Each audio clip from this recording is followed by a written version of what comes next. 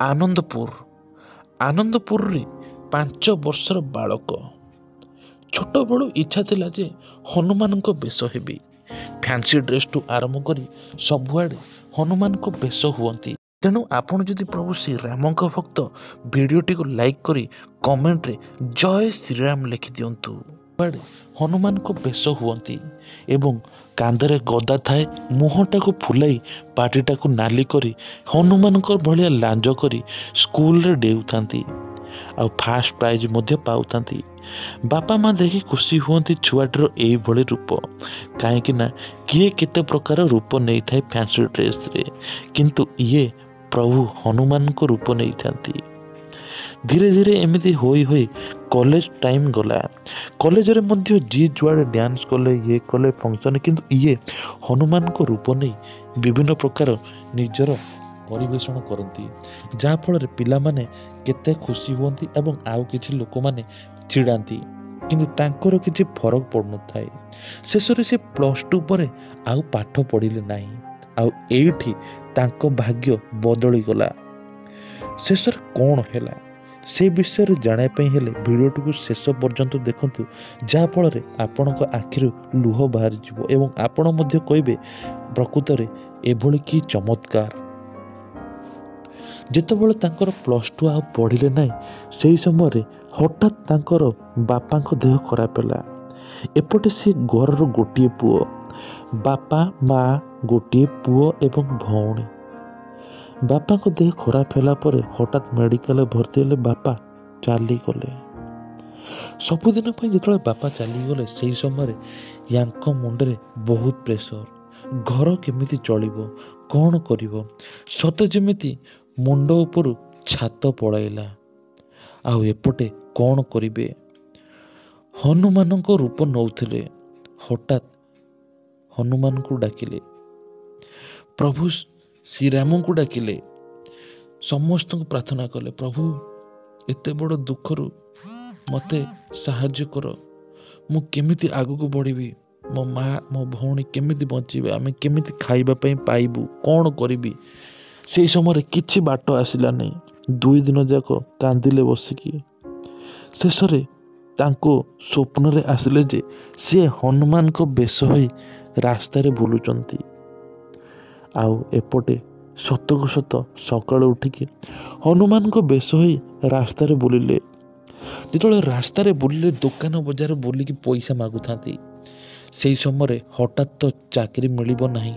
+2 ଯେତେବେଳେ ଦୋକାନ ବଜାର ବୁଲି କିଏ 10 ଟଙ୍କା, କିଏ 5 ଟଙ୍କା ଦେଉଥାନ୍ତି, ନେଉଥାନ୍ତି, ଘରକୁ ଆଣନ୍ତି, 50-100 ଟଙ୍କା ଆଣନ୍ତି ଏବଂ ଚଳନ୍ତି।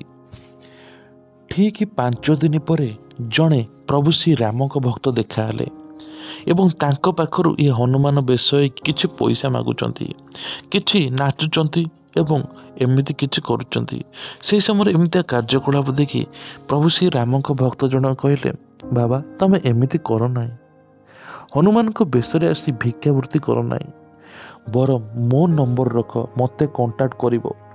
ତମେ ଯଦି ଏତେ ସବୁ ଟ୍ୟାଲେଣ୍ଟ ଅଛି, ତମେ ଯଦି ଆଗରୁ ଏମିତି ସବୁ କରିଛ, ତାହେଲେ ବିଭିନ୍ନ କଳା ସଂସ୍କୃତି ଏବଂ କିଛି ନା କିଛି କାର୍ଯ୍ୟକ୍ରମରେ ତମେ ଏମିତି ହନୁମାନ ବେଶରେ ଆସି କିଛି ନା କିଛି କରିପାରିବ, ସେଠୁ ମଧ୍ୟ ପଇସା ନେଇପାରିବ, ନାଟକ କରିପାରିବ, ଏମିତି ସବୁ କହିଲେ।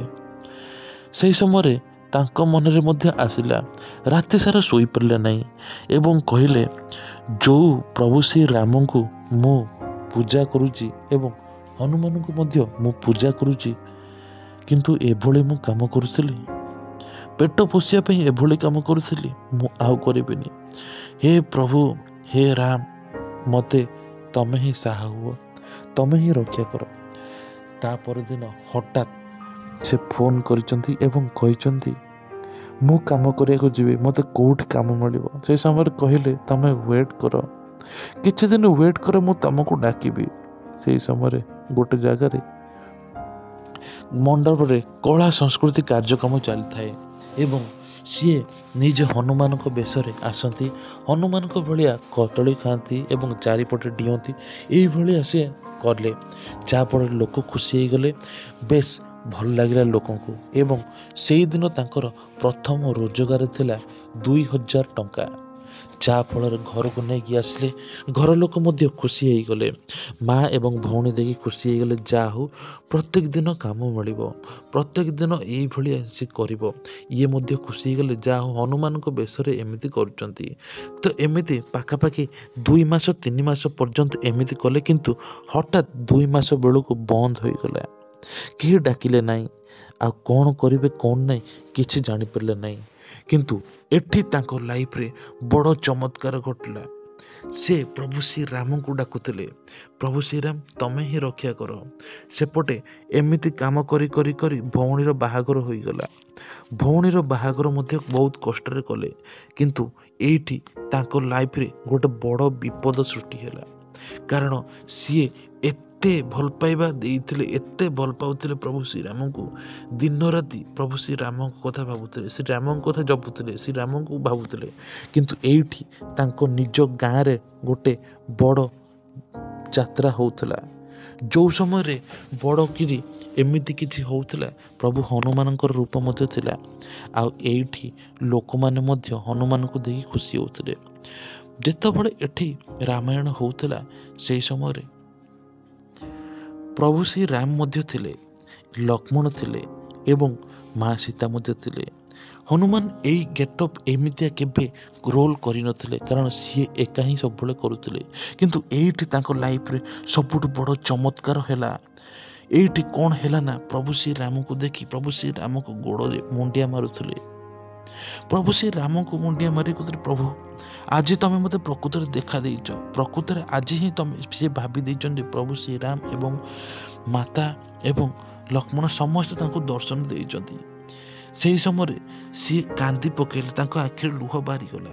ଏପଟେ ତାଙ୍କ ମା ଥାଆନ୍ତି, କିନ୍ତୁ ଏଇଠି ତାଙ୍କ ଲାଇଫରେ ବଡ଼ ଚମତ୍କାର ଘଟିଲା ଏବଂ ଆପଣଙ୍କ ଆଖିରୁ ମଧ୍ୟ ଲୁହ ବାହାରିଯିବ।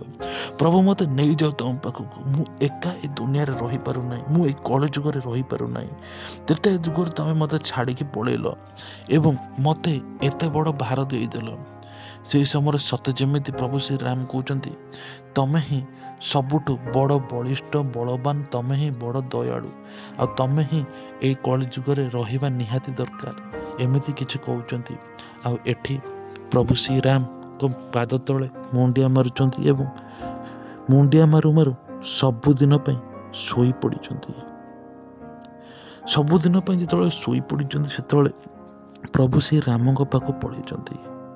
ଏଇଟା ପ୍ରକୃତରେ ଗୋଟେ ସତ୍ୟ ଘଟଣା। ଆପଣମାନେ ଭିଡ଼ିଓରେ ଦେଖନ୍ତୁ, ଏଇ ଘଟଣା ଗୋଟେ ନାଟକ ମଞ୍ଚରେ ଏମିତି ହେଉଥିଲା। ମାତା ସୀତା ଏବଂ ପ୍ରଭୁ ଶ୍ରୀରାମ ଥିଲେ ତାଙ୍କ ଗୋଡ଼ ତଳେ, ପ୍ରଭୁ ଶ୍ରୀରାମଙ୍କ ଗୋଡ଼ ତଳେ ହନୁମାନ ଏମିତି ନଇଁ ପଡ଼ିଛନ୍ତି।